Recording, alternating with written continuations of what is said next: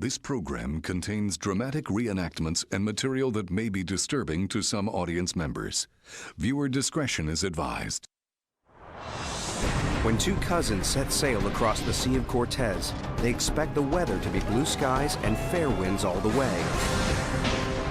But when an unexpected storm blows in off the mountains, their boat is torn apart and they're dumped in shark-infested waters.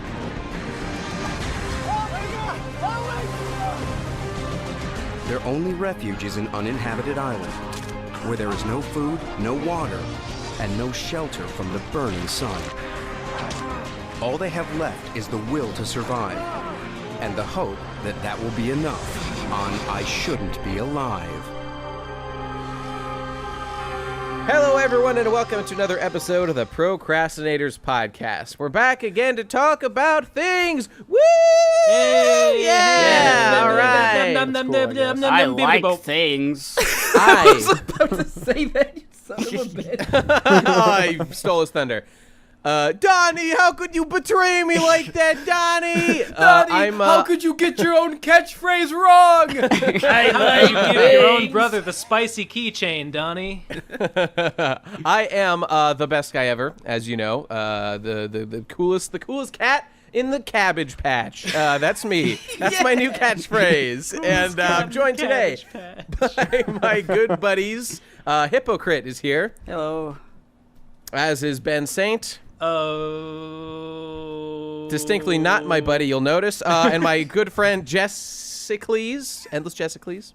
Jessicles, named after my testicles. Named after your own testicles. The testicles cometh before the name. And Tom Oliver. Yeah, I did. All right, buddy.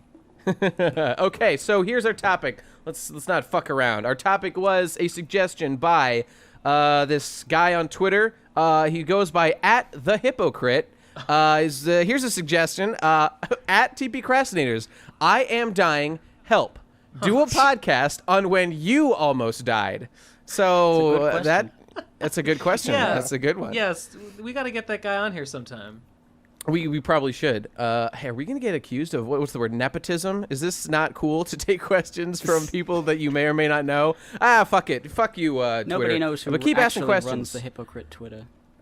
It wasn't me, that's true. For sure. And by the way, peeps, make sure that you send us questions and topic suggestions throughout the week, but especially on Saturdays when we record these things, @TP Crastinators. So go do that, because we always need more. Anyway.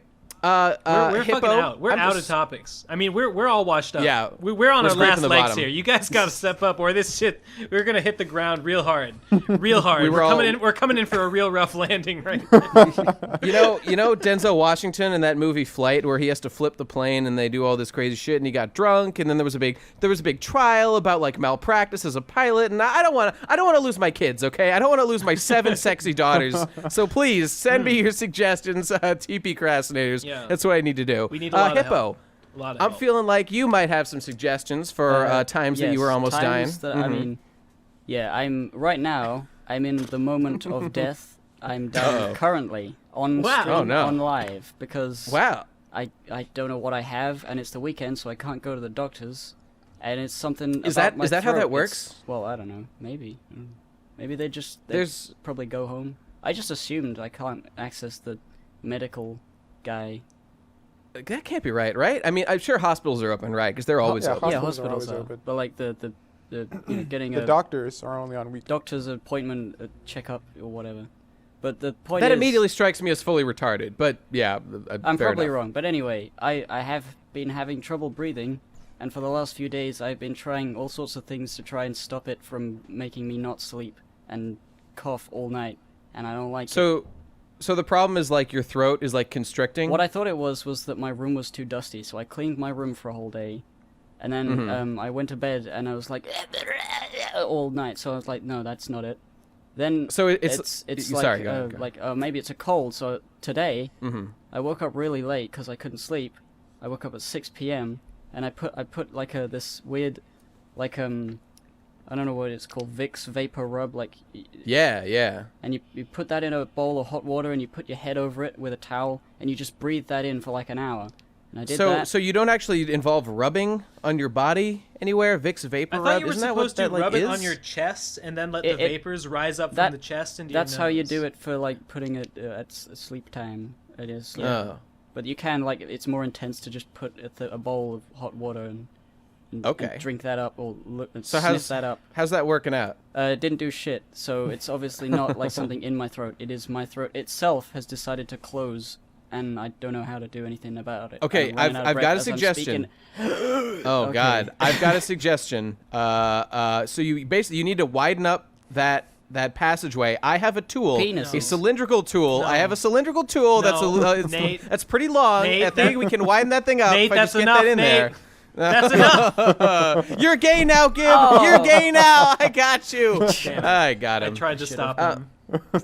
You know, I also, when I've been out for runs over the last, I don't know, like 6 months or whatever, very occasionally I will get a thing where I just like, my lungs don't seem to be absorbing the oxygen I'm breathing, and I have to do these big like, I have to like force my lungs to expand and contract. It's really weird. I wonder if it's the same thing that you're having right now. I don't know what caused it. I'm afraid I might have asthma because my dad has I'm asthma. I'm also afraid I might have asthma because I don't want to be a nerd. Yeah, I don't want to carry one of those little things. Go.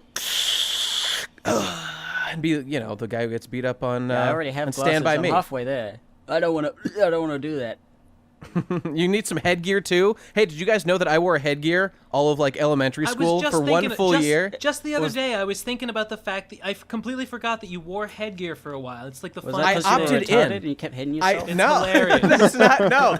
Okay, so this was purely a teeth straightening thing, and I was offered a choice to either wear headgear at night for like 2 years, or just wear it all the time for 1 year, and I'd be done sooner. And I didn't even register any negative consequences of wearing it. Of you know, course for a I'll whole wear fucking a weird year apparatus in school. on my head at all times. I can't believe I did it, but I fucking wore that thing an entire year straight. It's obviously worked because you don't have crooked fucking teeth like Digi. Hey. That's true. Digi should Shout get out some to headgear. Digi's teeth.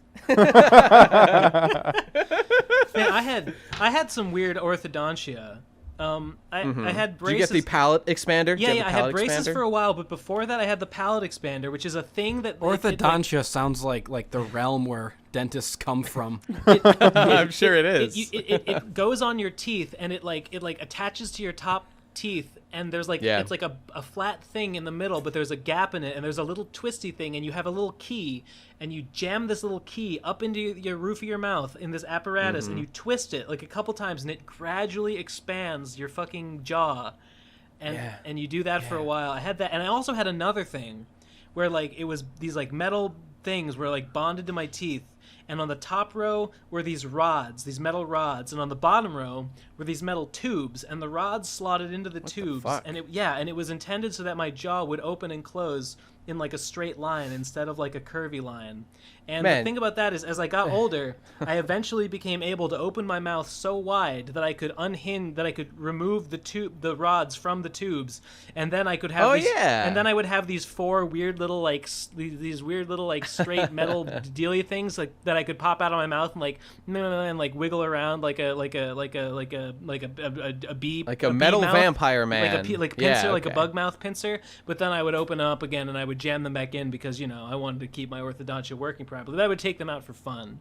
Anyway, that was weird. On miserable. The topic of times I almost died, the orthodontist is a very relevant one. Wait a minute. Man, it's fucked up, the stuff we do to our fucking jaw and skull. I mean, it makes sense. Like, you get good results and all. It's because our bodies suck.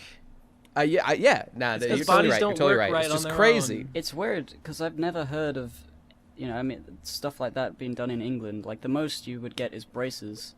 Well, the whole teeth thing in England's a big meme, right? Sometimes Mother Nature just needs a little help.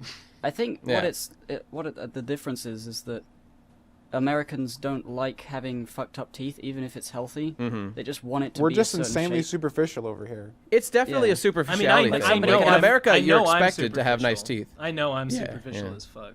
Like, I'm just lucky that my teeth and jaw are just sort of normal, so there's no problems there really. You could be a digi. Oh boy. Oh boy. I actually was supposed to get braces and shit for my teeth, and I didn't because we couldn't afford it. My dentist or whoever, I remember as a kid, was like, if you don't do this, when you're old, because I have like a really bad overbite, your overbite's going to get so bad, your bottom teeth are going to start digging into the gums of your top teeth, and all your top teeth are just going to fall out. Did that happen? Holy shit, that's an exaggeration. So I've never. Wait, it did? Well, it had. I haven't. Ben asked if that really happened. It hasn't happened yet, but I don't know how far into the future he was Time's talking about. ticking. So I'll definitely Remember keep that- you all updated on that, because I never had wisdom teeth removed. I never had braces. do. Never had any of that shit. So Ugh. I'm out. You can still get it done when you're older, I think. So it's not like the end of the world or anything. Yeah. But They have like the man, Invisalign crazy. things now. If you want to get braces, but nobody knows, I it's do. just like I do have in Boy Scouts when I was like in high school or middle school. I did have a bike accident that broke my 2 front teeth. oh yeah, I remember that. And so now like half of one of my front teeth and a little part of the other is like, it's like fake tooth, and like it's fine. It looks fine, except I guess it's just I've had it long enough that like the edges, just kind of like the edge of the fake part is kind of starting to get a little dingy looking, and it really pisses me off. It really pisses me off every time I look at it. The whole thing about like our vanity in regards to our teeth and making them like white enough. Like I've been drinking more coffee recently, and I have been getting extremely concerned if my teeth will turn darker, get stained, because I have always been very proud of my teeth, and I've gotten a lot of compliments on my smile and my teeth over the years, and it's entirely a vanity thing, but I would be very upset if my teeth were to diminish in quality. I don't know, man. Wonder, I don't know. I worry. It's all about kind that of pointless. Too.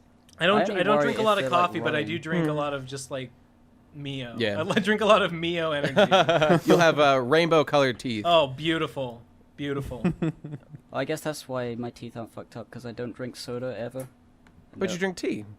Tea? Tea's not. Well, tea's got to be not- better than soda. Tea's not that dark. Tea's not that bad for you at all. I mean, like, Oh, in terms of, like, teeth rotting, because, like, I mean, they might Oh, get stained yeah, that's- brown sure, with, sure. with tea stain, I don't know. But, like, That's all I meant. soda Yeah. will make them disintegrate. Soda's bad. Yeah, Soda's the that's devil. what they say. That's what they say. Soda's bad in every way, and no one should drink it. I bought a water today, and I got a soda instead. Well, the dumped it in the president of trash. Nintendo, RIP? Dumped it in the trash because it is trash. Wait, what? What about Nintendo? You said you got a water. The president of Nintendo, RIP. He did, nigga. He did. He is. He is. Way to dig up his I grave, did you it. monster. I confess. Okay. I did it. This has nothing to do with death, The dying death of times, our and whatnot. dignity is So, not the death we yeah. were referring Well, to. I was This is gonna, the I was toothpaste. gonna to Nate, lead into... well, Have we Wait, have we actually said what the topic is? Like I feel like We Nate, you did. said that you said I the read- topic I read the before, but thing. we never actually introduced what the topic is. I read No, we I read did. the Oh, right, you question, but the mentioned it in the topic tweet. is In the tweet. read the That's tweet. right. Okay. yeah, Because times whole when you thing almost started died or with, whatever. With Hippo talking about how he's dying right now, and then we just Yes. tangented into dental incidents for like the last I do 20 have fine. another time that I actually almost Please. Ugh. which Okay, is, cool. I mean, maybe I'm like, I was panicking at the time and I'm like overreacting about what happened. But there was a time when I was just out on like on a trek, on a hike, just around the countryside with family. And I had a cold at the time, and it was kind of cold outside, but, whatever, but there was this moment where I had so much mucus in my throat that I could not sneeze it out, I could not cough it up, and it completely blocked my air passages, and I fell over. God. And I just was like, I couldn't, I was from trying as hard as suffocation? I could to gasp for air, and it wouldn't happen. Oh my And god. I nearly fainted, and it was the scariest moment That ever. reminds me. One of the worst things I've ever read is this. There's a scene in Infinite Jest where Oh boy. yeah, a burglar. Okay, a guy, he like this rich like diplomat. He was going to take a family vacation that day, and but he was sick, right? He had a cold, so his family left and he stayed home because he was sick. And a burglar or two burglars knew that his family was taking a vacation and they were going to break in that day. But they break in and find that he's still there, sick. So they're like, "Oh shit, what do we do?" So they tie him up and they gag him. Oh no. And the thing is, he's got a stuffy nose. And like yeah. yeah. This has been my nightmare my entire fucking life. Literally this. It takes him like an entire day to die. Oh God, no!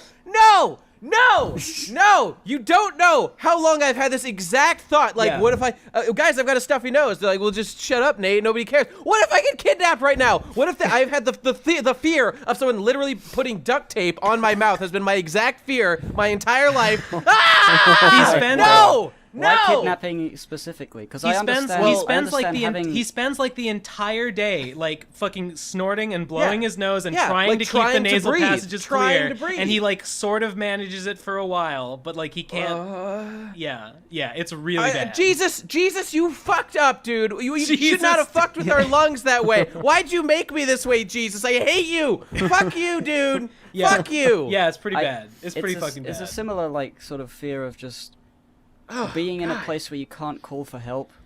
Yeah. Like you know, it's something like the fear of like falling asleep in the bath and just drowning because nobody knows. Oh God. Yeah. Or you fall over in the shower. It's like a mundane sort of way to die that could happen at any moment if you're just not able to move. Yeah, I'm with you, but for me, it's like even worse if you're just like in a crowd, but like I don't know, for whatever reason, if you like choke on your own snot or maybe even like a piece of food, like if nobody knows and they're around, or even if they do know, but like it's you like fighting against your own body and your own biology, and like just no one can like fix you immediately. Like they have to rush you to the hospital if they can so they can try to reach down and pull it out or whatever. Yeah. But just like that fear of like me being powerless against my own body, I find particularly terrifying, especially for like the suffocation thing. Sure. Oh God, no! Oh, it's the worst. This is gonna be an awkward podcast. I'm thinking about suffocating now, and I've really got the fucking the howling. I've got the goose pimples. The howling phantons. Everybody take a deep breath. As David Foster Wallace would say. This entire topic is why I'm such a huge advocate of transhumanism. We need to fucking get robot bodies, fix all this shit. This is the worst. Mm-hmm. It's sure. The best thing about being a robot would be neat. Sure would be neat. The coolest thing about robots and robotics is that I mean, if you're a cyborg, you can probably like turn yourself off and then turn yourself on again. So if you repairs will be easier. I can already turn myself on. Thank you very much. Oh, sure, you can make yourself unconscious for sure. Whoa, yeah, it just takes this rock to my head and I'm out. It's great. but like also like little robot like. I always like the idea of that we're like advancing in like micro technology with robots and stuff and tiny little things, because like in the future you won't have to have surgery or anything if there's something inside you that's going wrong. You can just send a little robot guy in there to dig it out with a spade, you know? To dig it out with a spade. Use little lasers or little drills, like just send them in there. I want there to be artificial organs, artificial just like body parts that could easily be swapped out that don't cost like dig. It's just like, oh, you're having a heart attack? Well, we'll just put a new heart in there. I guess that one's fucked up, you know, and just easily fix all that shit. And then I want like fucking nanomachines to fucking like augment your organs and stuff that can like repair damaged cells, and you can just live forever. And aging is a disease. Living forever is just a different sort of thing. I mean, I'm a little more concerned about the technology for micro machines that, you know, enable dick extension and retraction on command that just build cells, you know. Like, I assume that's what everyone was thinking about. The ultimate technology. No, in the future, the apotheosis of human achievement. In the future, you're not going to need to worry about your dick size because you're going to have your robot wife who's perfect in every way. And she doesn't care how big your dick is. It's always the perfect fit because she's designed that way. And plus, once we get the full Ghost in the Shell thing, you can just swap into a body with as big a dick you want, or whatever you know. Listen, asshole. I don't want a big dick for her sake. I want a big dick for my sake. I want a big dick because I enjoy it. Because you deserve it, Ben. Because you deserve it. You think this is for them? You think I do this for them? You think I jelk every day? You think I've because to satisfy a woman? You think these Kegels are for her, dog? This satisfies me. This is what I need to feel like a man. And goddamn it, I do. Ben said, gesturing to his physique, just brushing his body. Yeah, you think all this is for them? This is for me. All this, clearly. Look at these curves, dog. Holy shit. Hippo, did you have any other death-defying incidents that you wanted to bring up, or shall we move on to somebody else? I can't think of any. There's been, If you think of any, you can always bring them up. Yeah, I'll just. Well, I was gonna mention, Jess, you've been like having a bit of medical stuff. Also, you're homeless and everything sucks. Oh yeah, I have AIDS. Now, That's a fact. I thought everyone knew. I thought everyone. You saw what happened with me and Action Giraffe at RadCon 2. You saw the AIDS get transmitted through the docking station into my brain. That's what Action Giraffe does. Made of AIDS. I'm not a human being anymore. As Action Giraffe was fucking your ear hole, there was a sudden time stop. There was like a freeze frame, and then the AIDS crawled out and went inside like a yerk for Animorphs. Yes, I'm not really like a human anymore. I'm like in Resident Evil 0, how the zombies were made out of leeches. I'm like a bunch of AIDS leeches, like morphing and flopping around in the form of an AIDSy human. Oh God. A particularly AIDSy human, more so than any other of my ilk. I have a time. I wasn't actually nearly dying, but I thought I was, and it was bullshit. This was like, I don't know. I think I had allergies or something. This was in my teen years, Nate. And I remember on this particular Sunday we were going to church, and I don't think you were there. I don't know why. Whatever. Because I'm a goddamn pizza-faced atheist. I don't know. You were somewhere. It doesn't matter. You're not relevant to the story. The story is... Yeah, I know. Fuck you. The story is that I had allergies or something, and I took a Benadryl, right? Like, my mom or or dad gave me a Benadryl. And I was like, I still feel kind of bad. So I took, like, another one. Like, I took 2 Benadryls. And I felt weird. Like, I started to feel tingly. And I was like, oh, Dad... I took 2 Benadryls and now just kill me, Dad, please. I was like, Dad, I took 2 Benadryls because the first one didn't really work, and now I feel weird. And Dad was like, oh God, Ben, you took 2 Benadryls, you could die. You could die, Ben. Oh my God! Yeah, like if you he said like if you do that, you could die. And I was like, oh God, should we go to the hospital, Dad? And he was like, nah. What the fuck, Dad? You handled this situation, escalating it as hard as you possibly could, and then just be like, don't worry about it. Yeah. He told me that what I had done could kill me, and then when I was like, should we do something? He was like, no, it's fine. And then we went to church, and I sat there in the fucking pew, feeling weird, feeling kind of tingly, and thinking I was gonna die.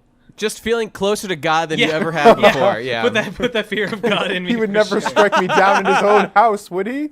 Oh my God. Dad is like the worst. He assumes the worst in every situation. You know Dad. He's very melodramatic. He's very melodramatic. He's very melodramatic in ways. Yeah, that's the thing. If he really thought that was the case, he would have taken you to the hospital. Yeah, so clearly, I don't know. He clearly didn't actually think I was in danger, but like he still said it. Say that? He said it and then did not. The seed was did planted not walk at that point. He did not walk the statement back at any point.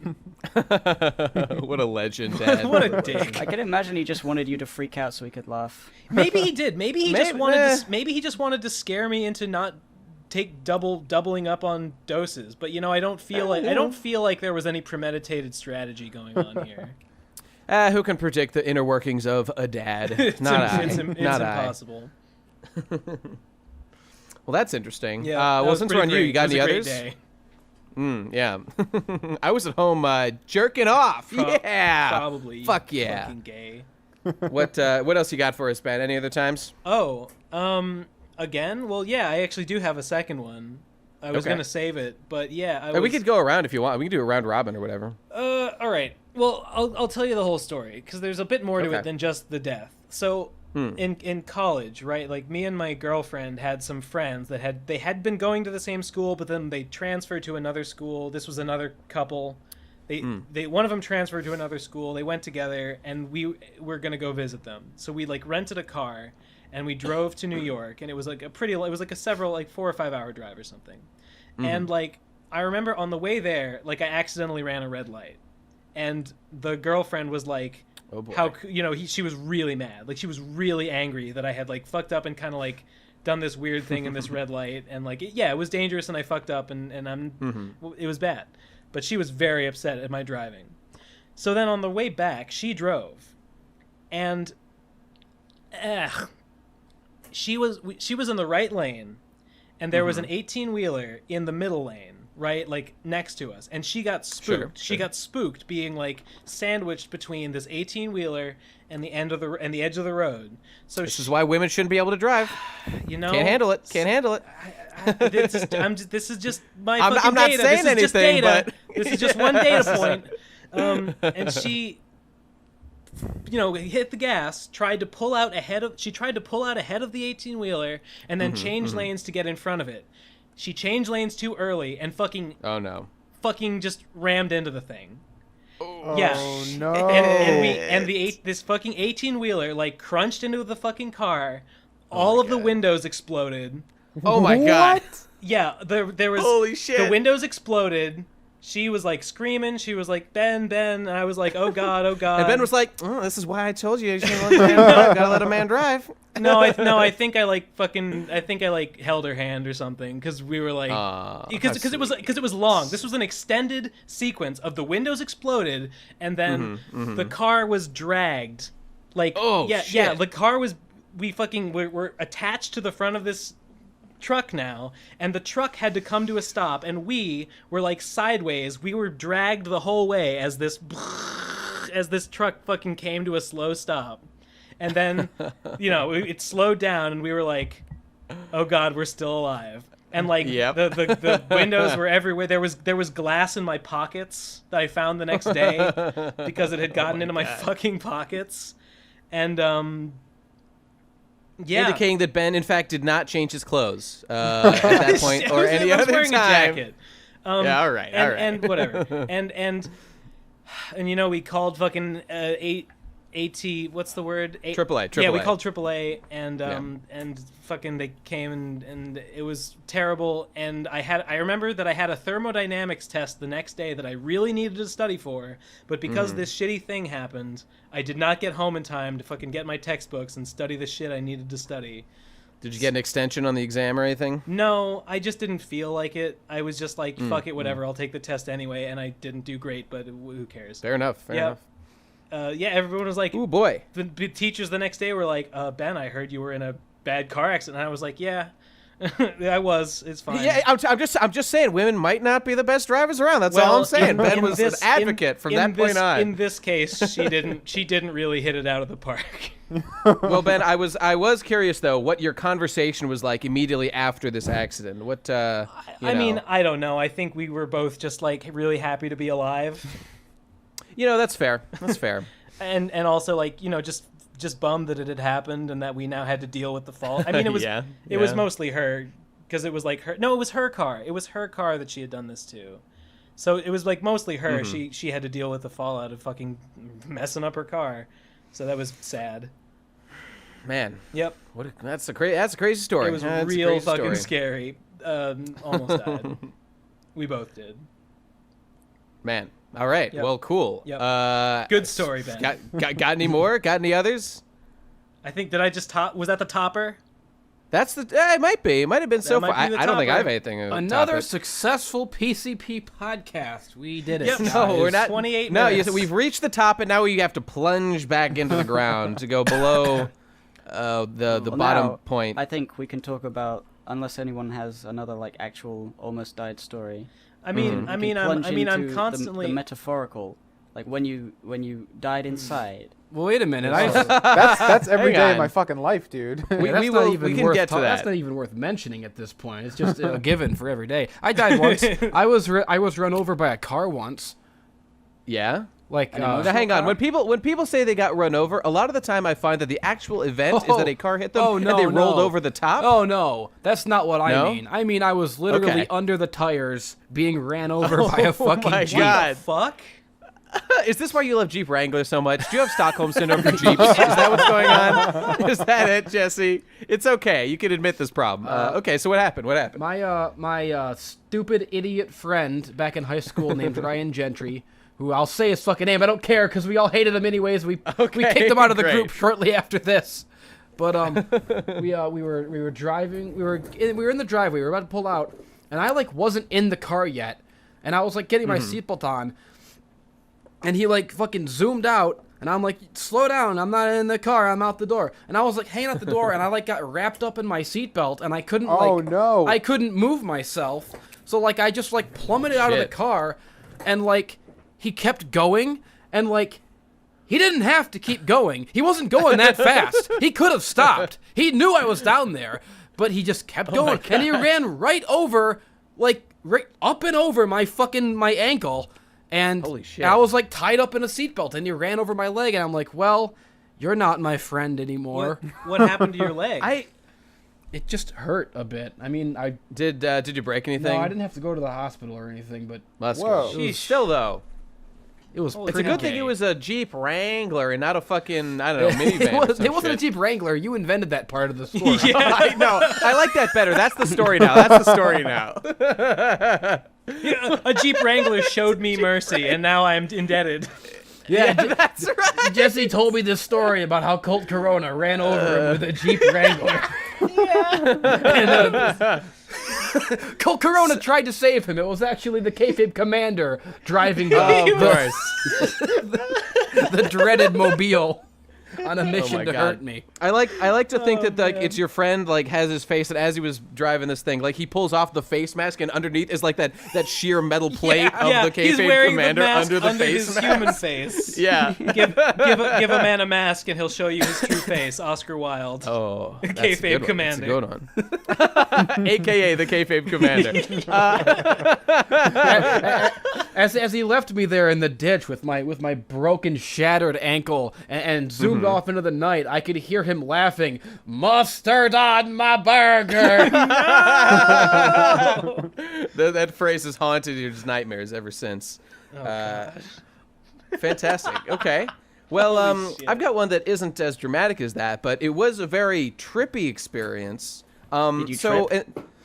I was kind of tripping, so there's not much to like it. Fall over trip, like fall off a cliff. No, I did not trip or fall off a cliff in this case. Though actually, well, I mean, a quick one was I went skydiving once, and there was nothing crazy about it. I didn't think I was going to die, intellectually, but the experience was very much of dying inside and being reborn as the hero of mankind that I knew I would become one day. So I'd highly recommend everyone go skydiving. It was super fun. But this other time was. So I just had a fever. Nothing crazy was going on. I just had a fever one time when I was in like 4th grade. But what was interesting were the side effects of this fever. Now, later on, I would find out that I had a temperature at the time, and I went to the hospital at some point. My brain temperature was around, or my body temperature was 165, 168.5, I want to say. No, yeah, something like that. Are you sure it's not 106? It was really hot. Not 106. Oh, sorry. I think that was it. I think that was it. 165. Oh, well, I don't remember the exact number there, but, I remember but the point is like I remember it being 106. I thought it was like 126 or 1. Okay, whatever's the reasonable number there, whatever's the reasonable one, that's what it was. But it was like 6.5 at the end. Standard human is like 98. Yes, okay, all right, I think you're right here. And the thing is, brain death begins to occur at 106.8. So I was 0.3 away from starting to die. So it was pretty close, but nothing bad happened to me that I know of. I remember. After this point, I start to like anime, so, kind of a weird, I don't know what was going on there. Nate, but I remember that day. Because because of our dad, basically told me you were gonna die, or that you. Oh my God! What the fuck, dude? And I was terrified all day at school. Aww. It was understandably. Like, yeah, because like Dad basically said like Nate might die, and I was like, oh God. What the fuck? Dad, this is not optimal for my studies. You just don't tell me until he's actually really dead. wasn't optimal for my fucking studies. Didn't do me any goddamn favors, but yeah. So what I remember about that day was that, so at this time, I think I was in like, I don't know, like 1st grade. I was like real young or something, and I was really into the Power Rangers. And the Power Rangers like 2nd movie had come out, and it's the one with like Lord Ooze. And Ivan they got all Ooze. the Ivan Ooze. And, Yeah. Okay, all right, Dude, my mistake. The CG in that movie is fucking amazing. Really? Yeah, I have to go watch it again. And I mean in like the worst way possible. Yeah. The Okay. The CG of like the new Zords coming together to form the new Megazord is the most embarrassing thing. Like, it is so bad. It's That's incredible. fantastic. Great, fuck you. Yeah, I want to watch. I'll have to watch it again because it really left an impression on me due to this story. So, the point is that like this guy Ivan Ooze was like he became like the main character of my brain during this day that I was having this bizarre fever dream. So like, oh, it was weird. Like I obtained ooze powers and got my own. I got my own Megazord. But the way these worked was you had to turn into ooze and kind of merge into your Megazord, sort of like a Yeerk merging with the brain of the person they're possessing in Animorphs, which I was also into at the time. Nate, what the fuck are you talking about? I'm talking about my experience of what was happening during this day where I was almost brain dead. So this was like a fever dream you were having? This was a fever dream, yeah. I see, okay. I mean, what was interesting about it was how like everyone in this fever dream was like an ooze man like me, and I formed a whole ooze civilization of people, and we all had Megazords, and Ivan Ooze was our king, I believe. Nice. It was nuts. Like I experienced being an ooze man for a while for that day, and I'd highly recommend it to anyone who has the opportunity to give it a try. Wait, being an ooze man. Is this fever dream? I don't know whether I've had like an actual fever dream before. Is it different from a dream in that you remember it better, or? Well, what was different was that I was that comes about, and I was like, got a high fever. yeah. And it was kind of like I was conscious at the time, so I was like, I was conscious of what was going on around me, but it was just really like distorted, and I wasn't like processing information properly. It was really weird. It was really weird. Oh, God. I don't know. That's basically it though. Like Ivan Ooze, I will never forget. And I've got. I wish I could like paint the picture because I have some very specific imagery that occurred to me on that day that I have never forgotten since, and I don't think I ever will forget. Like there's this one of Ivan Ooze's face, like stretching off the rest of his body, just like towards me and kind of curling around into this like bizarre, disgusting face. It stuck with me for like 20 years now, so I don't think it's going anywhere. It's gonna be with me till my dying day. Well, whatever. Yeah. I'm just saying it was a crazy, trippy time. That's all I'm saying. Really, the story isn't that interesting. I had a crazy dream. That's what happened. You know, and, I'll tell you one time. Speaking of, I mean, I assume you were speaking of something. I don't remember. But I'll tell you sometime. No. One time, I died a time. I'll tell you guys about the time I had appendicitis when I was in high school. And nobody believed that I had appendicitis. Nobody would take me to the hospital.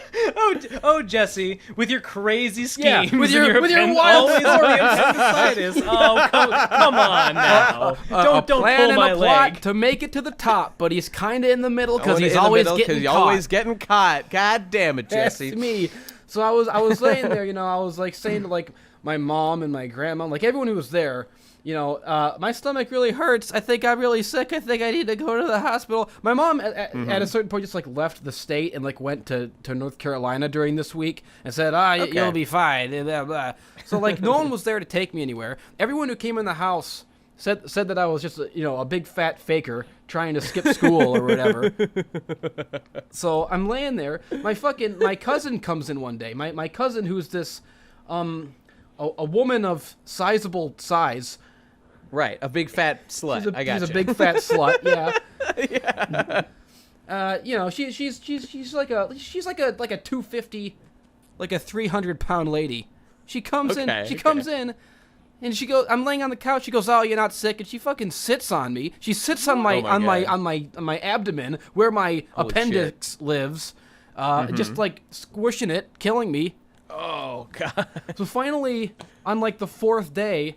My Uncle Tony came, and he was the only one who believed me, because he's the only one who ever believes me. So he took me to the hospital, and the doctor just said, yeah, you're like a day away from dying. Your appendix is going to burst. We have to put you in surgery right now. And so they put me in surgery, and then I woke up, and they took it out of me, and that night I went to like a party, and I just like showed up at the party, like all my friends were there. I'm like, hey guys, guess who just had a surgery? And I like looked at my shirt and I had a little scar, and they were like, yeah, you're cool, we're all gonna suck your dick. All the girls said that, and they did. Awesome. and that's how I got well laid for 100 years. I had sex with every woman I ever met, and that's the moral of the story.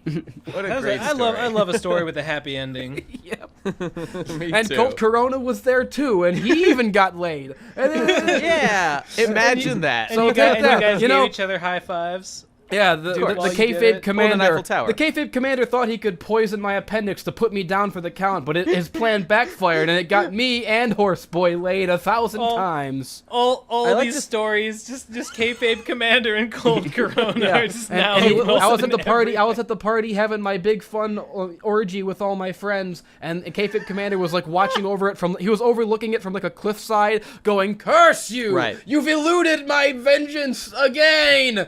And I was fuck you! I was yelling back at him, fuck you! Who's that guy in the WWE who's like he's not the GOAT guy, but he like thinks that he can take over the world by like winning the WWE championship. Which guy is that? Bray Wyatt? The crazy guy? Yeah. Yeah, I was thinking like instead of it's like that. The kayfabe commander is like him, only it's reversed, where he thinks by like pulling these evil schemes to like defeat you, that will get him the championship he'll become belt. a wrestling champion. Yeah, that's his plan. He defeats you. He becomes champion, right? That's his master plan. He's completely detached from reality. He doesn't understand anything. He's an idiot. He's a madman. He doesn't even know powerful. the rules of wrestling. He's an idiot, but it only increases his evil retard strength. That's right. The dumber he gets, the stronger he gets. Unlike Corona, who gets weaker the more the more love fills Colt Corona's heart, the weaker he gets. So he's constantly getting weaker. Aw, well, isn't that nice? He lives a charmed, weak life. So, Tom, you're a man on death's door every day. So, what's your story? I am, buddy? he says, matter of factly. I was gonna say I'm dying inside right now because I'm at work. Mm-hmm. And it's Right. 8 degrees Fair. and I have Right. to walk around this abandoned building. So I can't Oh my even God, tell that you any sucks. of my fucking 3 stories of near death I had planned for another 20 minutes because I have to finish this round I'm doing in this abandoned building. And Okay, if I we'll talk come in back. here, We'll be it'll here. fuck up the audio. So Fair point. Okay, we'll come back. We should have had him tell some stories when he was actually available. well, It really No. fucked up. Procrastinators fan base hadn't failed us so miserably on a topic. We'd have been That's half an hour true. earlier right now, and it would have been fine. that is true. That's true. They really, Ask better they really questions. screwed One the on the audience. you audience. You really screwed the pooch on this one. At TP Crastinators, send us good questions that we can answer. Okay, so why don't, Gib, you were gonna say something. Let's talk about dying inside in the meantime, right? Oh yeah, Right? dying inside. Well, Mm-hmm. I mean, obviously depression and all that sad stuff that happens Mm-hmm. all over the time, all over the place, every day. But Beautiful. I can think of a very specific moment where I was at my lowest point ever, and Oh, it was okay. before I was a YouTuber. Oh, okay. I had left school because it was ended, and then I was like, okay, what do I do? I want to maybe go to university, but I don't know what I want to do at university. I don't know what I want to do in my life. And so I took a year off before I, made a decision. Everyone else in my class had made their decision and was, going away and getting the funny hats and getting kids and all that shit. And I was like, okay, I'm not sure about doing animation. It seems scary. So I was, all sad and stuff. And my parents were like, well, if you're not going to go to university, you should get a job or go on the dole, which is, the benefits thing. Yeah, sure. For working, for looking for a job.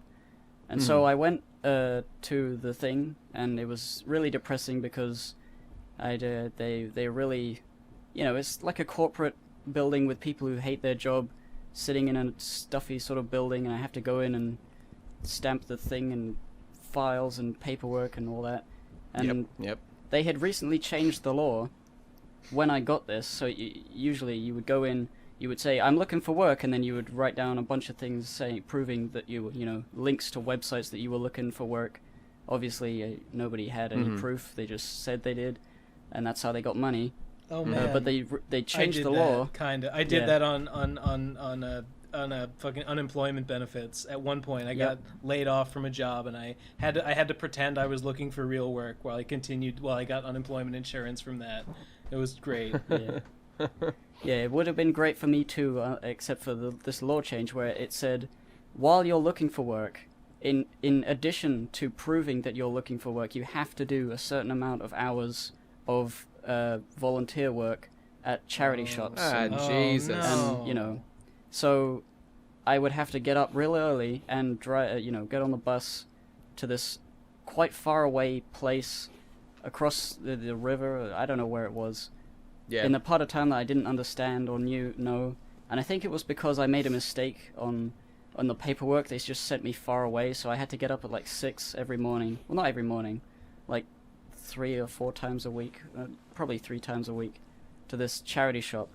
And the people in there were really, no nonsense.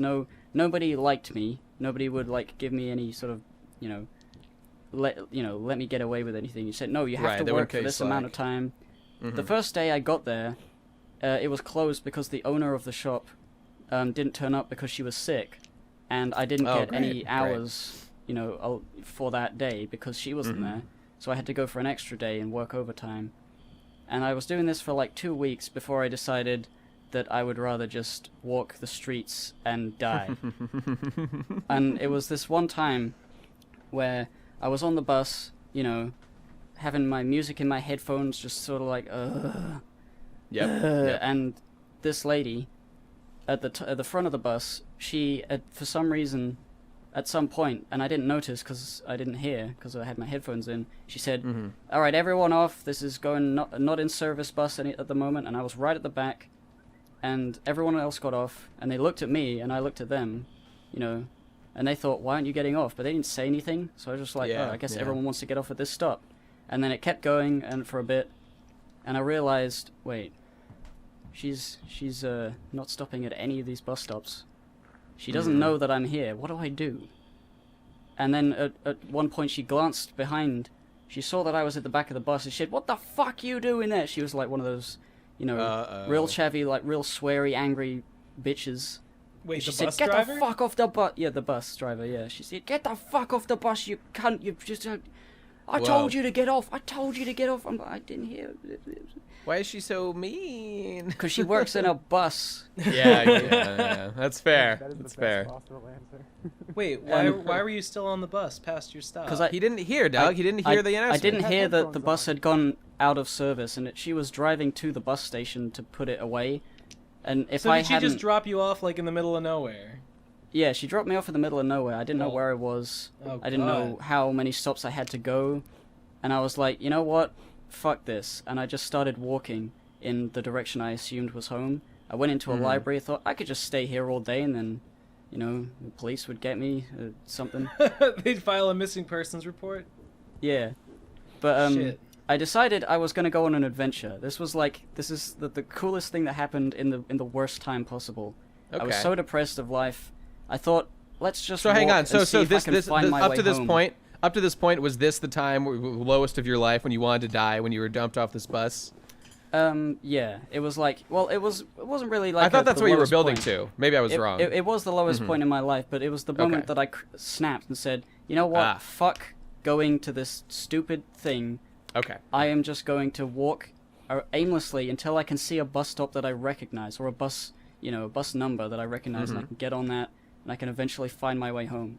And it took like 6 hours, and I finally got home, and I was like, okay, time to play video games, I guess, And then soon after that, I, applied for university, college, whatever stuff, and I got on and all that, and it was just a really cool moment where I decided to go on an adventure, and I enjoyed it because of everything being terrible. I think we could all do with a little more adventurous moments like that in our lives. I condone such things. Yeah. And then I made a YouTube channel. Oh, Everything is up on up. that was a mistake. All right, cool. Well, so it sounds like that actually got a little bit better at the end. So at least something positive came of it. So that's. I wanted to end on a higher note because I don't want this. This is like a really dour topic. Like, oh, did you almost die? You're dead, and there's sadness, and nobody believed that I was gonna kill myself. It's not a nice topic. You know, it's a really depressing thing. I know this has been spoken at various times, but like, when you're really upset, Dig talked about this a couple times, but like no one around knows, and you're just sitting there, like, just want the world to burn, and everyone else is acting like there's nothing wrong. Ooh, that's my least favorite position to be, because you can't even say anything. You don't want to ruin everyone else's life with your That's true. shit. It's also when you don't realize that you're not looking sad enough because you Yeah, assume yeah. you do, and nobody the pays issue. attention. You just sort of you have that moment in your childhood where you realize, or childhood or teenage life where you're depressed and you realize that nobody's looking out for you at the moment, or at any point. You just have to make sure you tell people things. It's sort of like a transition, sort of like you're a kid. Your parents are always looking out for you, asking you if you're okay. And if nobody asks you if you're okay, you can't say I'm not okay. And it's like it's like you gotta get over that moment. It's true. It's true. Then you become a real boy. One day I'll figure it out. One day I'll be a real boy. But until that day, I'll just be the best guy ever. Until that day, like, share, subscribe, comment, subscribe. Donate to my Patreon. Patreon.com/cultcorona. Oh, is that real? This cult It should be. God to heaven. Oh my god, you think I would rake in more money if I just made a Patreon for Cult Corona? He's the only one we love anymore. Watch it eclipse all of our Patreons in one day. I think Cult I hope Corona it does. is the only member of the PCP that is unanimously liked, like universally by everyone. For sure. Agreed. Totally agreed. I mean, people would all like Action Giraffe, but he's just too successful, and it really rubs some people the wrong way. Everybody hates Jess, but they love Cult Corona. They have no idea. I taught that horse boy everything he fucking knows. I don't believe it. He's got a pure soul that you could never touch, Jesse. You can't teach that. I gave him that soul. I imbued it within him after stealing it from 1,000 babies. You breathed life into him with a kiss. I went to fucking China, and I took all the dead female babies' souls out of Maiden Estrella's swamp pit, and I put them into that horsey body, that horsey baby boy, and I created the perfect person. The perfect person. The cutest and the strongest. The perfect person, Colt Corona. With the soul of 1,000 innocent newborn Chinese female babies. Not tainted by the patriarchy one iota. Thank God. They went to a good cause. There's no patriarchy in the furnace room, ladies. Everybody come on in. Oh my It's God. a safe space for women everywhere. Women and horse boys. So, who else is a time? I forget even what this fucking subject was. Like, when they wanted to die? Was that what it was? It sort of merged into that. It was times we almost died, but there's only so many moments that you can even say. Like, I was sick once. I mean, I don't know if it's, like, technically almost dying, but I do feel like living in this room for 6 years has dramatically decreased my lifespan. Quite possible. I feel like I'm generally 10,000 times less healthy than I was before I moved here. You gotta run away. You gotta abscond. I know. Escape. I gotta get my stuff in like a stick with a little a bindle bandana on that the would be a very big bindle, sack right. on a stick because you got so many comics and games. Yeah. Those would be the only things you have. No like no food, no blankets. Just a raft made out of long boxes filled with comics. And I'll sail the seas on them. As all the comics get wet and ruined. Sailing the seas of the man-child marsh. So, I had a time that I wanted to die just for fun. I thought I'd bring this up. Just for fun. I thought. So there was a time when I've said before there was a time when I was like really into like the pickup scene. And at one point, I made a critical error. I would go out with my friends sometimes in Providence, and on this particular occasion, I made the crucial mistake of telling my friend Doug that like my plan for the day was to like talk to like X number of girls, just because for my own personal checklist to like get better at it. And oh God, what Doug did, you fucking traitor. I've never addressed this to him because I'm too embarrassed. But he then went around telling everyone like, hey, that guy's got a goal of like he's trying to talk to a bunch of girls tonight. Hey, every girl, go talk to him. What are you doing over here? That's fucking helpful. Yeah, he ruined it. He ruined it. Thank God, I'm so charismatic. I was able to spin it into a positive. But he should know nonetheless that it eats me up. It was the worst thing Doug has ever done to me in his life, and one day I'll work up the courage to tell him that that's the case. You can't trust friends, man. You can't trust your friends. You can't. Not with stuff like that, anyway. Not with stuff like that. No. So that was probably the time I was most embarrassed in my life, I think, and would have happily accepted death. Lil. Yeah. Keck. Yeah. Indeed. So, I mean, if anybody else doesn't have anything, we can just go to questions before Tom comes back and do. I got one. Okay, shoot. There's one time in TF2 where I got headshot, and then the pyro got me with the fire, and I was on fire. I was like, oh no, I'm gonna die. And then there's a thing where a scout sometimes uses a weapon, and if he kills a guy, he drops a health pack, and he did that in front of me, and I got a health, and I lived. I almost died. I had 1 health left.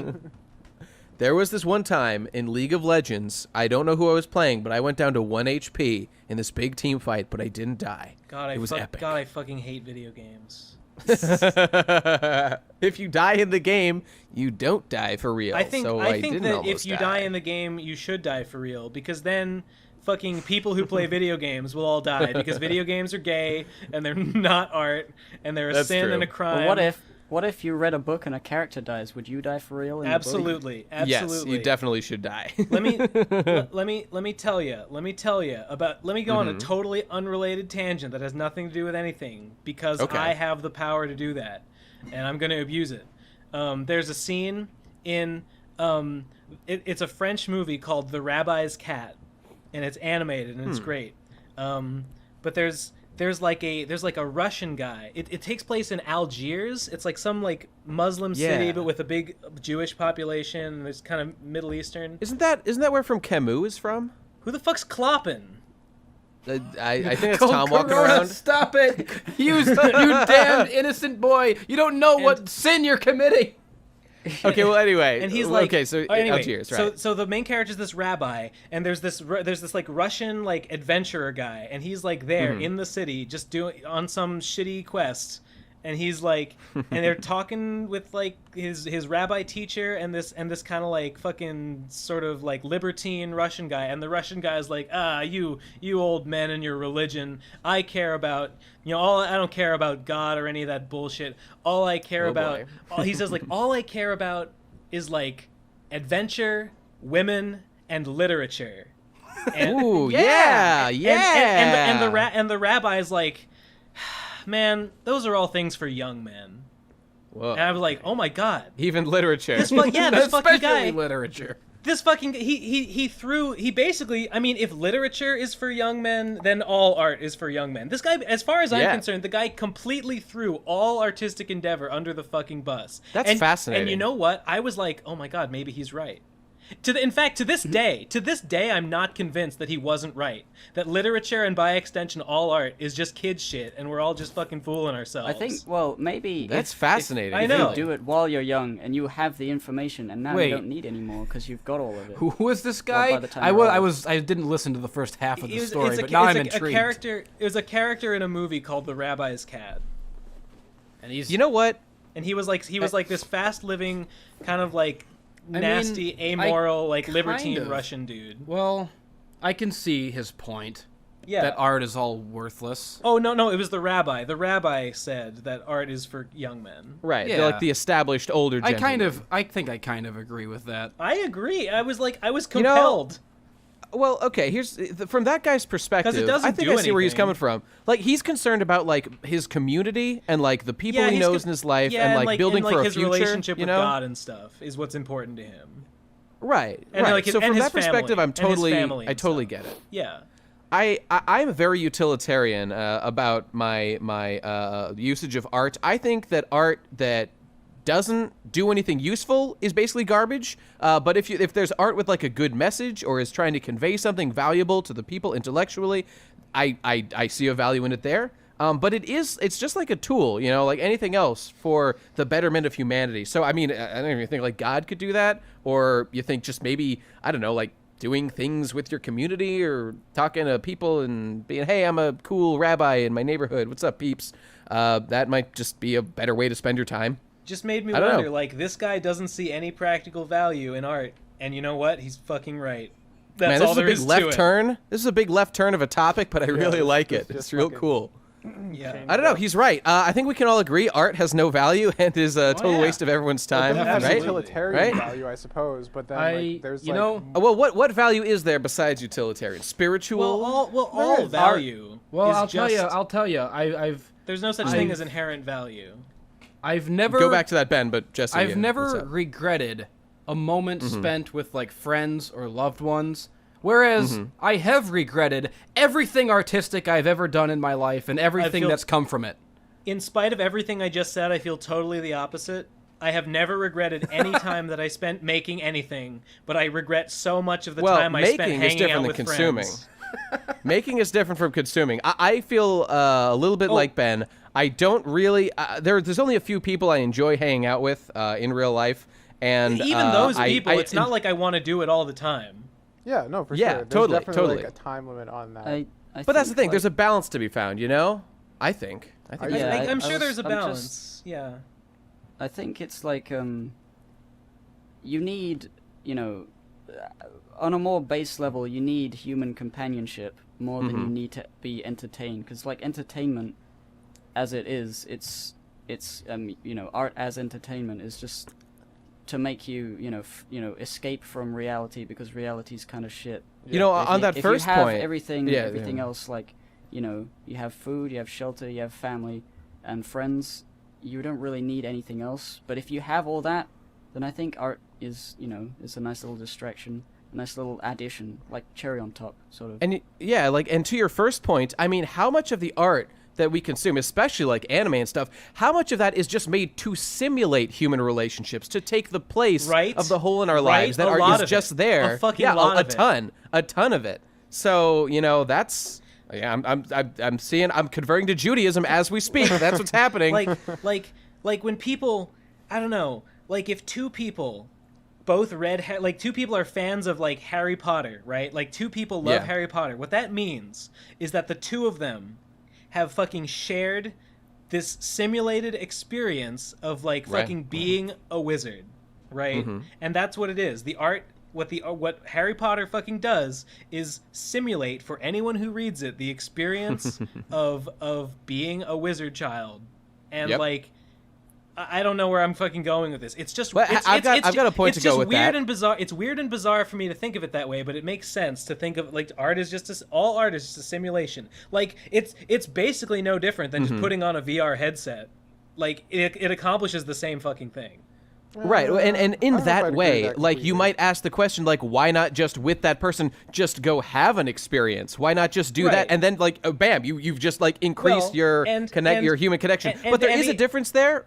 Well, hang on. wait, I just want to say, Okay, one go ahead, answer go ahead, to go that ahead. is that art can give you experiences that you can't actually have in real life. Well, that's what I was gonna say. And That's what I was gonna fair, say. And that's fair, but are those experiences more valuable than ones that you actually can have in real life? That's exactly where I was going to go Is to. it? Yeah, Yeah. because like everything you experience in that Is it- way is it like, valuable? there are things that you normally wouldn't get in life, and you know what? To some extent, I think they could be useful because what an average human would experience in their life without VR, we cannot say for sure that it is necessarily the most optimal way to live your life in terms of pragmatically and enjoyment-wise. So there may indeed be a place for like simulated experiences what? in real life, but we should find out what that is. We Hippo, should find that out. I just want to say, but so the question for me then becomes: is it okay? Yeah. Sure, art can give you experiences that you can't have in real life, but is it valuable to have experiences that are completely removed from reality? Objective. We need to find that out. I don't know. Yeah, Well, I don't well, know. I don't fucking know. I was gonna talk about the fact that he didn't like literature, and it's like not all art, because literature well, is I mean, a story. this is like I'm just gonna say that I think art, in terms of like, a painting, it's not the same sort of thing. It's just something that makes you think, or a sculpture, just something to look at, just to experience, something to make the place you live in feel more pretty and decorative. I guess think that's art- true. Art as like as an expression of emotion is sort of different from art like literature and animation and film and Well, stuff like that. I mean, that's you know what? interesting I because think the you've topic. I think hang you've on, got man. a- Let I me just say want to something. say I real- think he's got a good fucking Okay. point there. That's all I want to say. Okay, well, fair enough. But I was gonna say that I was actually just doing a little bit of reading. I was watching some video. I don't read anymore. There was some thing I was consuming, which was it was talking about the history of art, and it talked about how like classical artwork, specifically it was like paintings and like drawings and stuff like that, like was depicted things that we like understand as real experiences that could be had like as human beings. Like there was photorealistic pictures of like fruit, which is you can appreciate the skill with which they crafted it, but really it's just a picture of fruit at the end of the day. And then there's also things like the experience of fruit, which is a pleasant experience. Hang on, I'm making a point. And then there was like there's also like depictions of great scenes which capture like a snapshot of human life, but again that's basically like a real thing or a story that we can understand,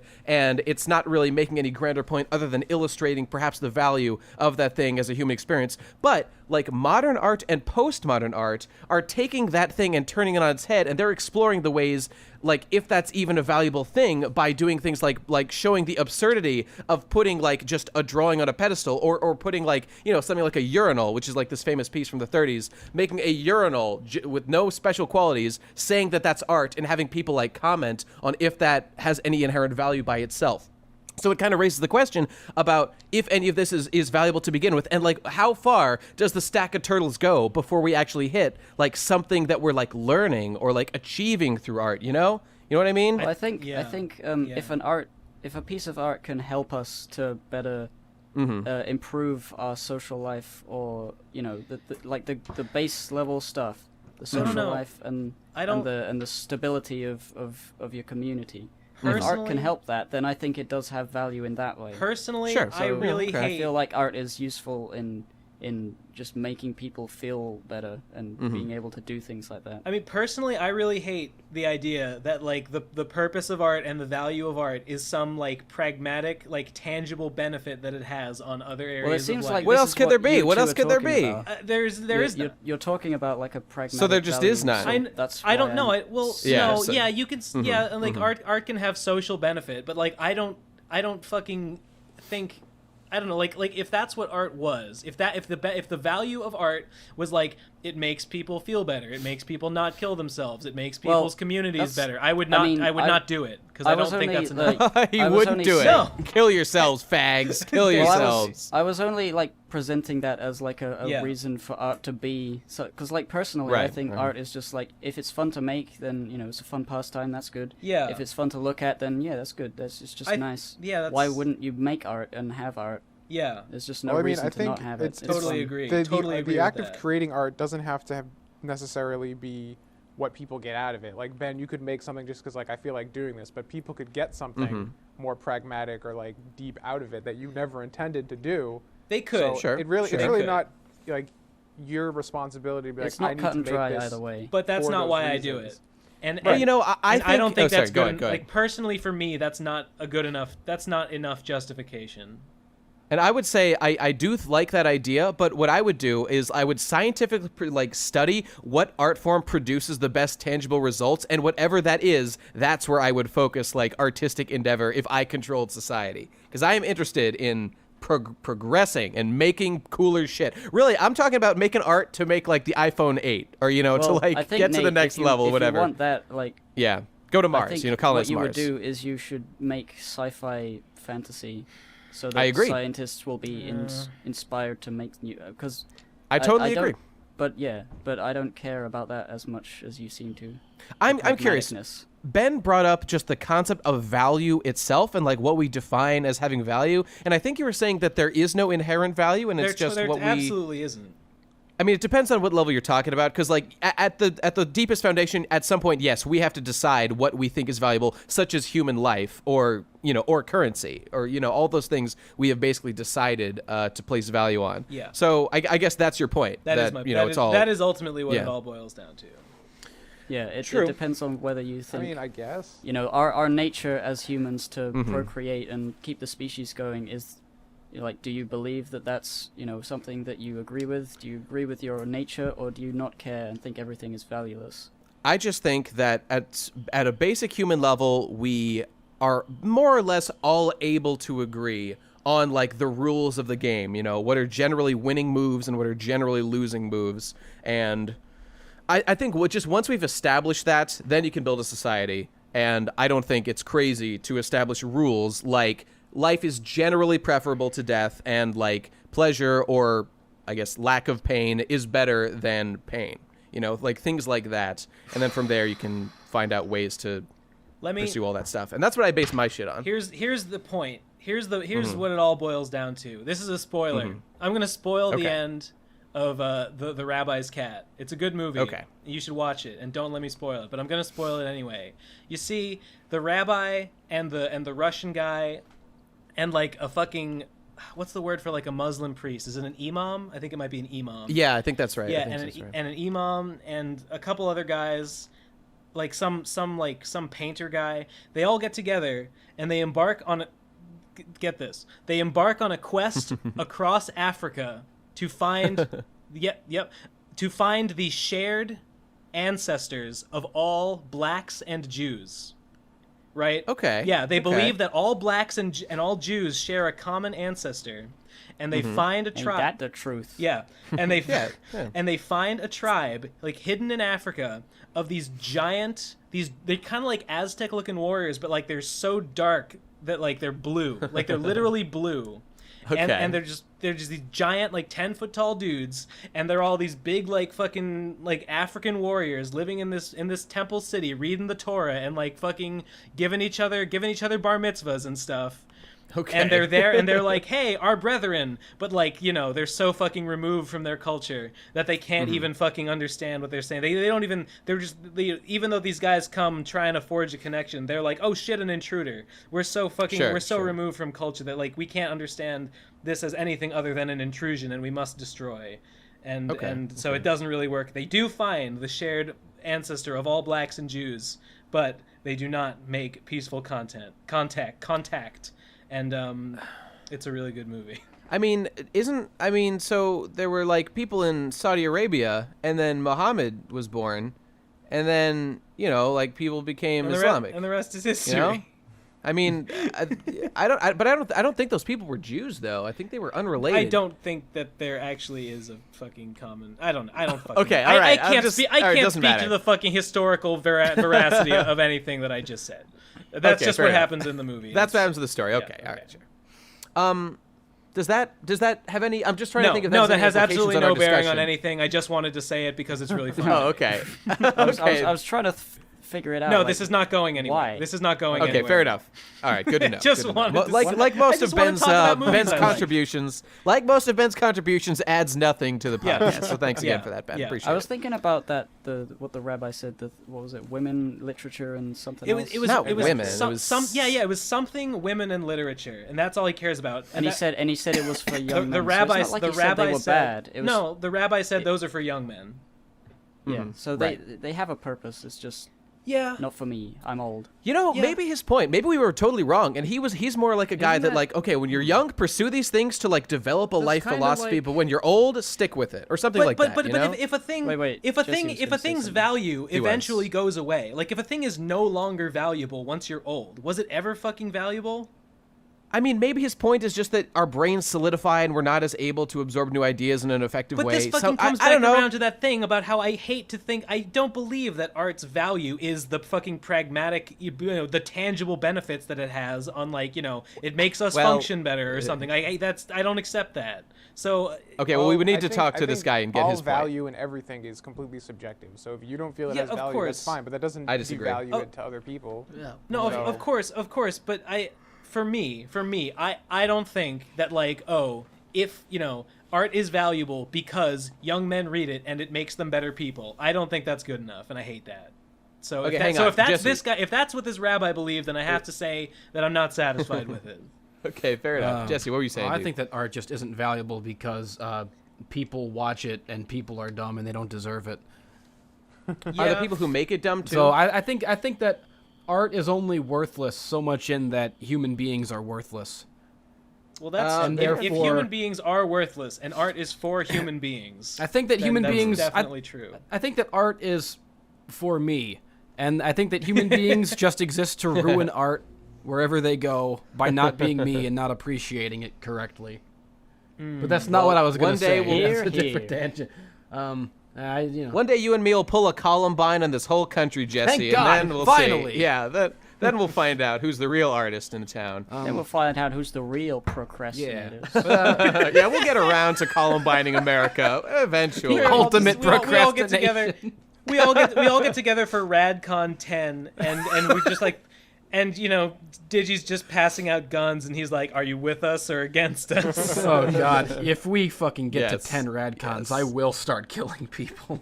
It's not even a joke. Somebody's got to start dying by then. Somebody's got to die. Yep, agreed. To keep the content fresh, somebody has to die each time. Oh, God. We do like I a definitely poll think that we're at the critical mass where if we add any new members, an old member needs to leave this fucking group. Yeah. Hey, maybe now's a good time to bring up the fact that, hey guys, we've been getting messages every once in a while just saying like, hey dude, what do I have to do to join the PCP? And like, oh, I can't wait till I can join. I just want to let everybody know that we are not looking for new members. And if you're confused by Munchie and Mumkey's recent addition, those are guys that we've known for a while, especially Munchie. And like, they were always sort of like, they're our buddies, and they were sort of being introduced after a while. Mistake has been made somewhere along the line in that we've sort of accidentally presented the PCP as like a club. I think giving it a name even was wrong because it was a necessary evil though because we had to call it something. Yeah, like I never set out to be part of a club. I don't consider myself part of a group. I just this is a goofy podcast with guys that I kind of like sometimes. And I don't know. I just see you guys as friends, and we're not a fucking like coalition of creators on some mission to add people. If any more people get added, I'll leave. I never saw it that way either. But like the people that listen sometimes do seem to see it that way, and they love it. So I mean, that's. Yeah. If they choose to interpret it that way, that's fine. And I've wanted to work with you guys for years, which is why we started this, so that we could do something. And there's no avoiding being grouped together when you're making something. So it's a sacrifice I'm willing to. Yeah, but like, there's no path to like earning your way in. It's just that's true. Like the PCP is just who we all happen to know and like, and occasionally maybe want to fucking work with on stuff. Like, Mumkey was a guy who we found, and we all instantly liked, and then we got to know him over, like a year. And then it was just like, hey, let's just bring him in to do stuff. And then it just was perfectly natural to add him. So, I mean, just, like, I don't know, if you're a creator and you are making perfect stuff, the thing about I don't know, maybe. All that is that, people will just think, well, I mean, they say I'm not allowed in, but if I'm like a really good content creator, maybe they'll just like me and they'll look. Well, I have a problem with that. That encourages. If you're a pretty girl, and you have sex with me, then you can be my friend.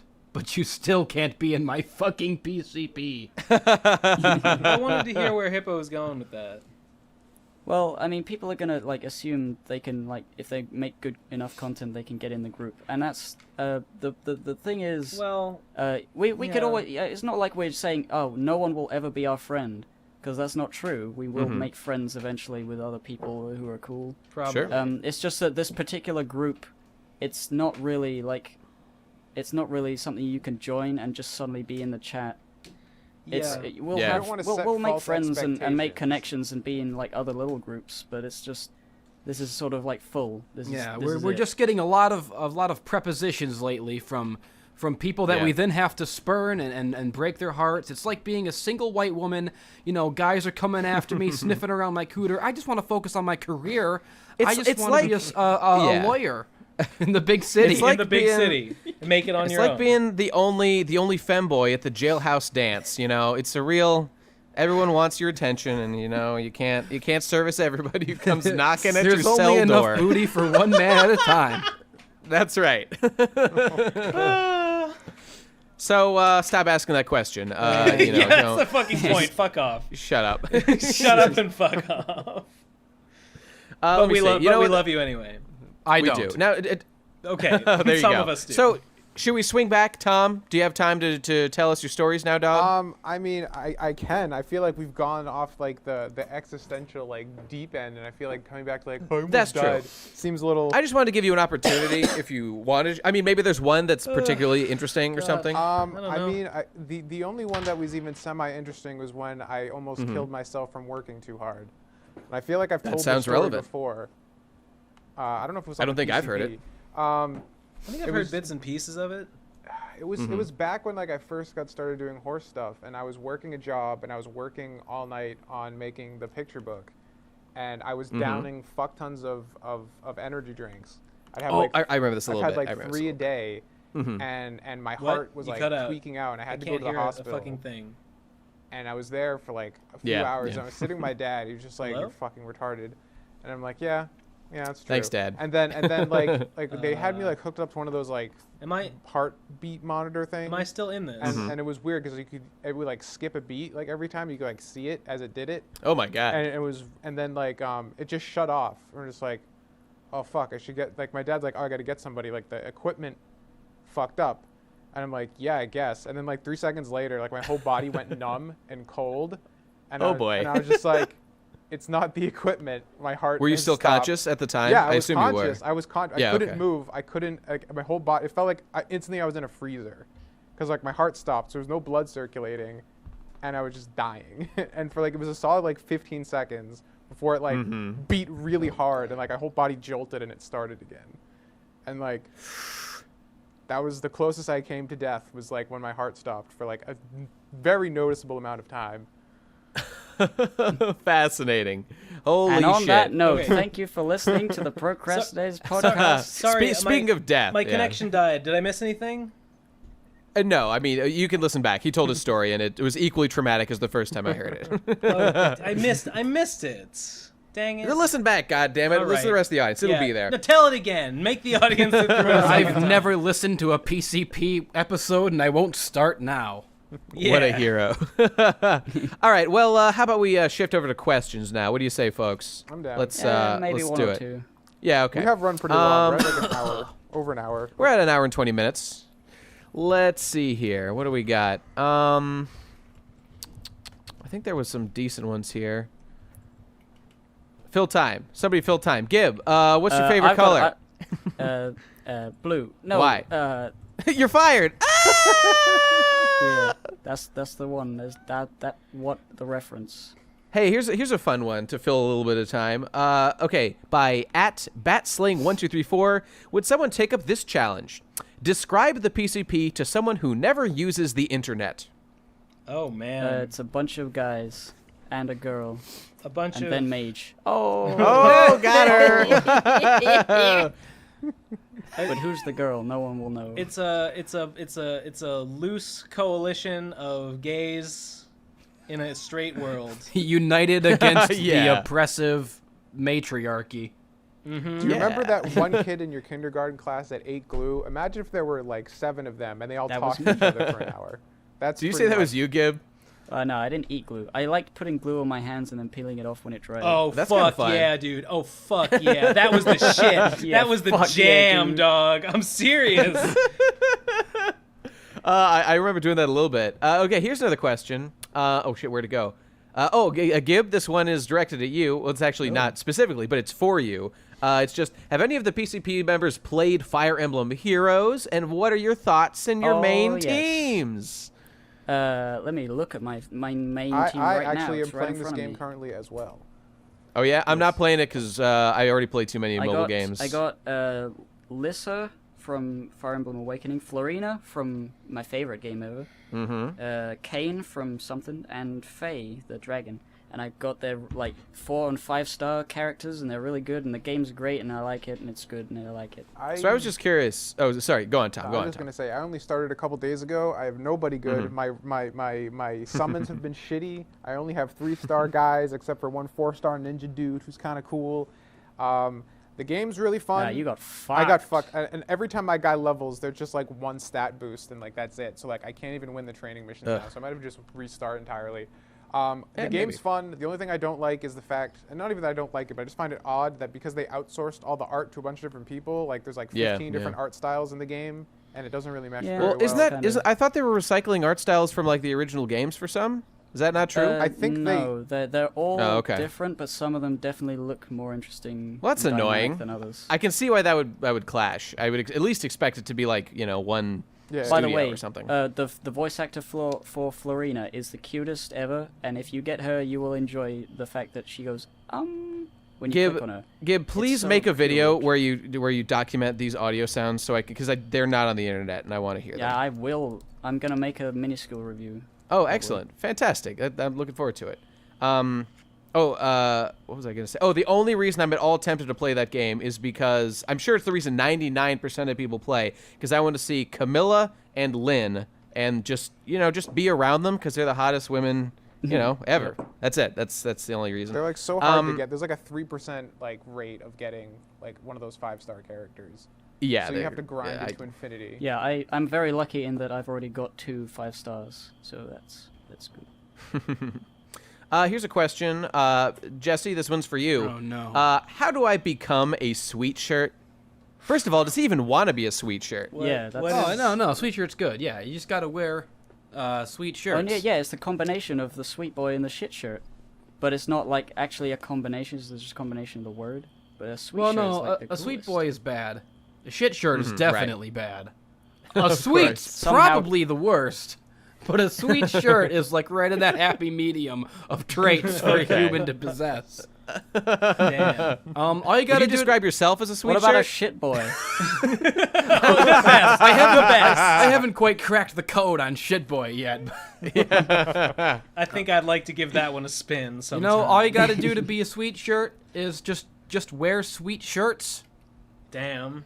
And As easy as that? yeah, but I mean, You know what? It's like Othello. It's a minute to learn, a lifetime to master. yeah, That's right. That's right. It's more complicated than people think. I mean, people don't realize, what constitutes a sweet shirt. You can't just throw any old rag on. You can't just have some shirt with some shit you like on it, because some shirts are cluttered. The designs are too complicated. Some shirt, I'll give people some advice for finding a sweet shirt. Look for simplicity, look for like something that's iconic, look for logos. Always be on the lookout for logos and that Like the Patreon logo. like the Patreon, like the yeah. yeah. I should get a shirt with That's that. the one. Who did that? You should. There was that. What was that fan art of the PCP logo made out of Patreons? That was Dude, Yeah, Tom yeah. did that. I did Tom made that. that. What? You did, dude. We met The the best know fan the of PCP all, a episode guy who's once. here. That's great. That's an emote. That's a fucking reaction image or an emoticon or whatever you fucking call them in the fan Discord now. That's great. I saw that I tweeted. could I saw that make tweeted. It was shirts pretty of those. cool. I have a shirt press at home. I could. It's- Oh my god, dude. I would all right, wear let's the get serious. shit Let's out talk of about that. this. Let's talk about selling these things. Why at some don't we point in have the merch future. of that? That's transformative. Because it takes enough to effort, sell and I'm the only one who does anything Oh my besides God. Jesse, I can do besides that. It's Digi, who super edits them easy. together. I'll do that and the iTunes. Jesus Christ, someone has to fucking step up to the plate. I know, someone does. By the way, I'm sorry. I wanted to say the names of the people after these questions. I forgot to. The Fire Emblem question was by @HoodedLefty, and there's a fucking question. I can't remember what it was. Oh, the sweet shirt was by @TrackMasterTrack. So thanks, guys. And one more question here, and this was actually I'm taking this one because this was personal. Jesse, this was sort of a question for you. This actually wasn't a question at all. It was just. I'm taking it because I have a personal interest because I watched a video about it. Even though I didn't watch it, the only good Royal Rumble this year was by @TP Crastinators, by the Pro Crastinators. Fuck Roman. That was by Jeniz Maku Domaru. And I was just wondering, I tweeted before, there was this compilation of everyone disappointed that the 30th Royal Rumble man was fucking Roman Reigns. And I was just wondering how that worked out. What went down? Well, they just won't quit. They won't give up on the Roman the Reigns thing. booze. They won't accept that like Roman Reigns is not going to happen. They can't accept it, and they keep trying. It's been like 3 years of him getting booed out of the building, and they just won't stop. Did he win? Did he win He the didn't thing? win, thank God. But it's like it was especially good. dumb because like he had already had a match earlier in the night. Oh. For like, okay. And like the match earlier in the night was for the championship, and he lost. And the good. the prize of the Royal Rumble is a chance to get a championship match. So it's like, if he was already in a championship match that night and lost, how in the fuck did he get a spot in the Royal Rumble? That's a in great that 10 question. minutes? Like you'd assume that the spots are filled up before the fucking show starts. Like, did he Yep. go? Did he go after his match and like assassinate whoever was supposed to be number 30 and take their spot? If they had showed that, it would have been okay. But it's just a weird, dumb plot hole. It was Glue Man. It was going to be the Fucking premiere. Glue Man, he was finally about to make his debut, and Roman took him out. That monster. I was gonna say that there was another new contender was gonna take that 30th spot, but he was assassinated, and the crowd could just hear the faint "Sam" from backstage during the vile act. Okay, that's it, everybody. All right, thanks for listening. Thanks for sending your questions. Make sure to send us. We're done. We're done. Finished? Okay. We mined all the good questions, and all that's left is garbage. So keep stepping up your game, people. Better questions, for fuck's sake. Even the ones that were acceptable were not good enough. Don't ask us about anime. Fuck you. We're not an anime show. We hate anime. We're not. It's not even that we hate anime. We just hate you for asking us about it. Yeah. Yeah. This is not an anime podcast, in case that wasn't clear. So, fuck you, buddy. And seconded. One guy. Seconded. Yeah. And I was gonna say, everybody, but still tweet us good questions at TP Crastinators throughout the week and on Saturdays especially, because that's when we fucking will read them. As we're doing the goddamn show. So there you go. Hey, we should shout out the wiki. Yeah. Yeah, I was about to say. Oh, that's totally true. We were gonna shout out everybody, the fucking wiki. There is a Procrastinators podcast wiki with lots of lore and stuff. It's new. It needs work. It needs your help. It needs your help, viewers. To fucking. That's right. Dane X Jack has begun it, and there's stuff on there, but like fucking it's a community project. It's a fan wiki. So if you've got thoughts about our shit, go contribute them there. What's the here? It's https Procrastipedia. Procrastipedia.mirahees.org. That's Procrastipedia. We'll put a link in the description. Yeah. Procrastipedia.mirahees.org. Yeah, link in the description. And so just so you know, most of the stuff there was not made by us. So there's totally possible that there's tons of inaccuracies, whatever there is. It's all terrible. I definitely want to die looking at it. The only good page is the one that Munchie made for the Undertaler 587, which has extensive lore. Oh God, I haven't read that yet. That lore didn't even exist until he started writing that page, and he's just going ham, fleshing out. That immediately. That's the only. He's a code. It's been established that the Undertaler is a code red threat. That's right. I forgot about that. Yeah. Watch out for that guy. That's my favorite part. Code red threat. Yeah. We need to establish a whole system of codes now based off that. The implications are far-reaching. No doubt. Thank you, Munchie. We appreciate your spirit and your hard work. Okay, thanks everybody for watching. We'll see you next week. Make sure to send us questions at TP Crastinators. Bye-bye. Bye. Yeah. I hate you. Yeah. I'm supposed to be working right now. I'm supposed to be working right now. But I'm not working. I'm doing nothing. My dick I'm jerking. Myself I'm sucking. I am an asshole. I am a stupid. I've got a deadline. Don't wanna do it.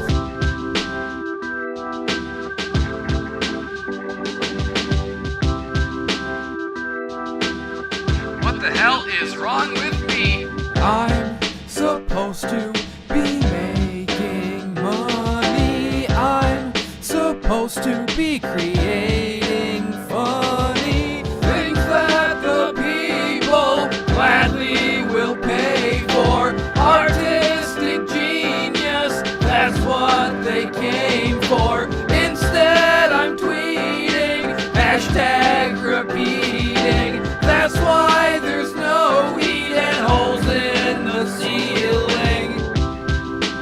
Yeah, it's quite the burden. It's a hard knock life, being a genius.